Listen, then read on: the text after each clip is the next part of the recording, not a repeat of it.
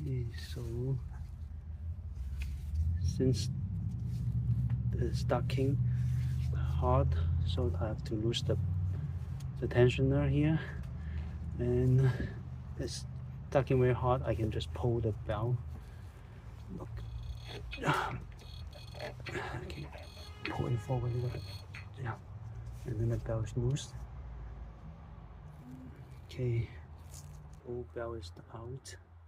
So this one slides a little bit backward now. And then you see that it was supposed to be here, and then now it's here. And then this is the old belt. I'm going to swap with the new belt. With the bolts back in, and then the belt there.